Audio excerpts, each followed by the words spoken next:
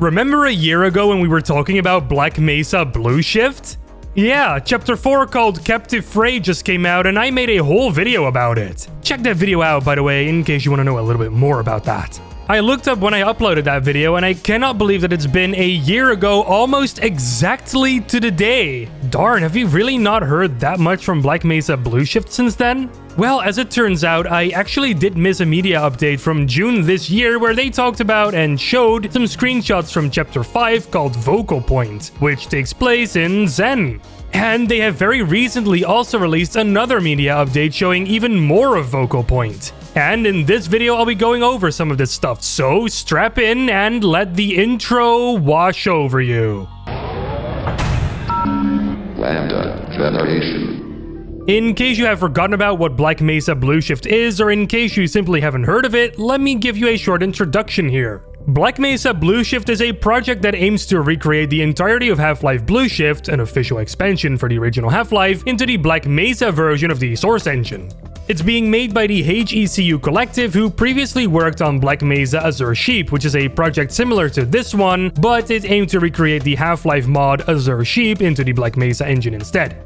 Since this team uses the underlying tech and assets from Black Mesa as a starting off point, the development process is a little quicker than something like Guard Duty from Tripmine Studios, who aims to create its very own foundation instead. And because development is a little faster, the Black Mesa Blue Shift team have already finished and released up to Chapter 4 of their remake project, which is pretty darn impressive since they only announced the existence of this project in early 2021. So yeah, there is already lots to play. With that short introduction out of the way, let's get into the new content. I'll briefly be going over the content shared in the June article first before I move on to the December one.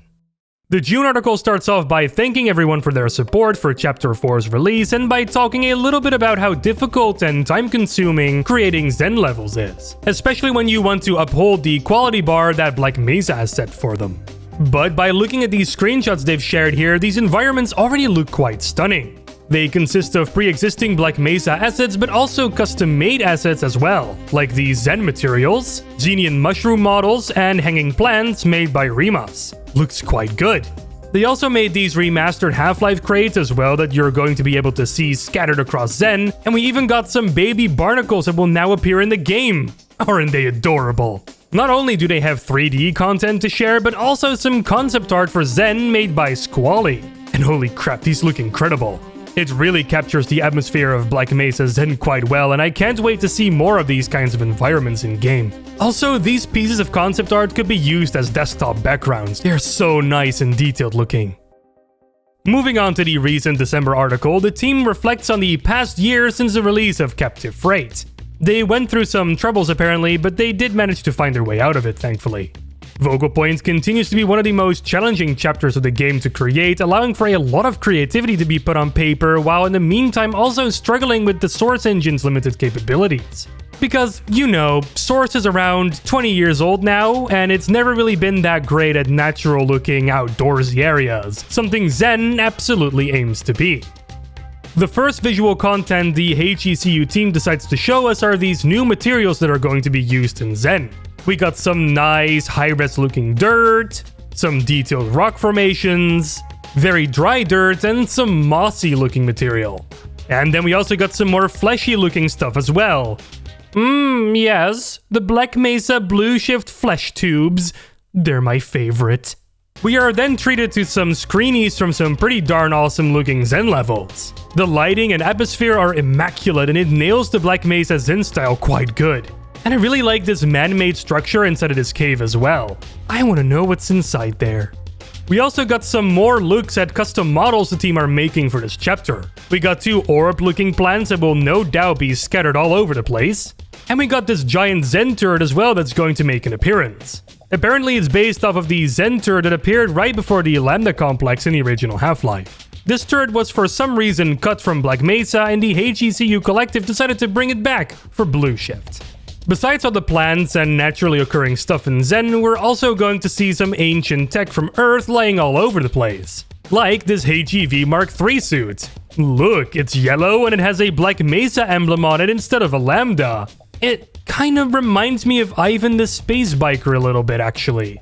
Another thing they're doing is they're adding new fauna to Zen as well, something the original Blue Shift neglected to do entirely. We're promised 5 new creatures to meet, one of them being this shell squid. It fires powerful projectiles at you from a distance, so basically a supercharged bull squid. And they also tease something being hidden deep in the water. I am under the water. Please help me. Now, as you can see, Chapter 5 Vocal Point is already looking incredibly promising. But the HECU Collective team is not just looking forward, they're also looking backward a little bit by improving the previous chapters with new enhancements and changes to make sure the quality stays the same across the board. 2 things that they show here are a new standing up animation for a moment in Captive Freight, and Dr. Rosenberg's container has different looking lighting now as well. Now, yeah, most of the lighting here has been improved, but I feel like the new version does miss a little bit of the original's atmosphere. Like, the lighting feels a tad brighter or softer, and the flashlight isn't as bright anymore. I guess it's a matter of taste. And last but not least, the team talks about how you can support them. You can either join their Discord server or you can join their VK group as well. They also have a Patreon if you want to financially support them as well. And on there you can find a bunch of exclusive content too. So now comes the big question. When is this all going to be playable? Well, according to the HECU Collective, they're aiming for a summer 2024 release. So we'd still need to wait at least half a year or so before we can get our hands on it. And this release window can still change too, depending on a bunch of different factors. So let's be patient and let these folks finish their craft. I can definitely say that I'm excited for it.